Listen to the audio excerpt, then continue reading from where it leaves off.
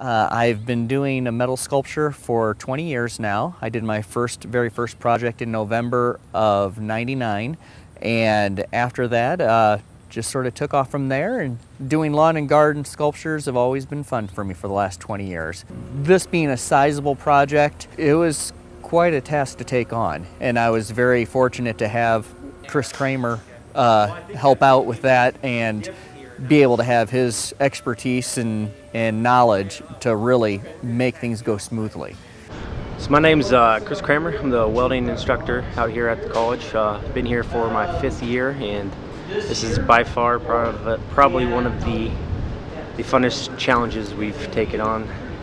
John really ran with it, had a lot of good ideas, and we've just been welding what he's been thinking. So it's really worked out pretty well for what he's seen and what we've been able to put together for him. Yeah, he's got the vision. We just do the work.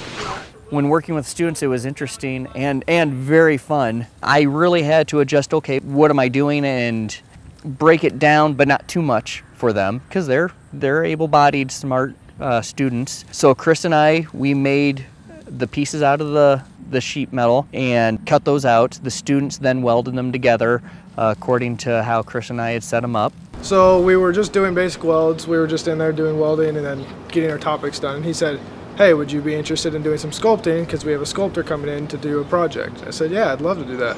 And then he said, all right, well, I think you're good enough to do this, so then we'll put you to it and see how you do. My part in the welding was just putting the stalks actually together. So this is mine. All we would do is just weld. We'd tack weld these all together first, then we'd just do a basic weave or a straight weld all the way through it. Then on the back side, we just tack them together again. And that's what we did for most of these. As you can see, we weaved it here, straight bead, and as you can see, some parts are just tacked and whatnot. I think that's one of the things you learn welding. You kind of get all these 6-inch welds or kind of mastered and figured out. It's fun to actually be able to build something to kind of take an idea and turn it into what we're doing. So while we were discussing the project in the initial stages, learning what the college has for equipment, learned that Chris had access to a laser cutting machine, a laser table, and that changes how I do things. All of a sudden, I'm not dealing with scrap, I'm dealing with a raw material that I am able to mold and or do something with right from the start. The first freestanding sculpture, we really wanted to take just a traditional style or symbol of agricultural implements with the tractor. We tried using as many ag pieces as we could to incorporate it into that, and we've got a basic sculpture at that point. With there, we wanted to really try and incorporate Iowa's landscape. Since this is a project for Iowa, the sheet sculptures that are in the background, they represent the contour tilling that needed to be done, that we needed to adapt to sustain the land. The corn stalks, those are the upright pieces. We worked on those. I mean, corn is huge in the Midwest in general, and Iowa specifically, and we really wanted those to stand out.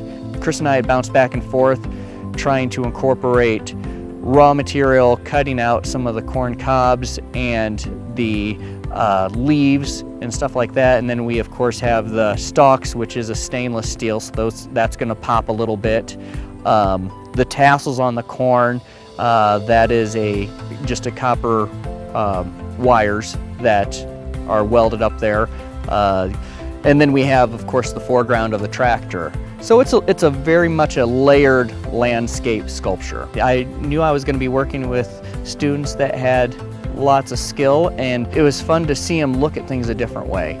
That's how I always looked at things when I started doing metal sculpture early on. And here you're teaching students, the very technical aspects, production welding and that. I hope they do well in that, and I hope they look at things differently. It's a material that's great to work with for art projects.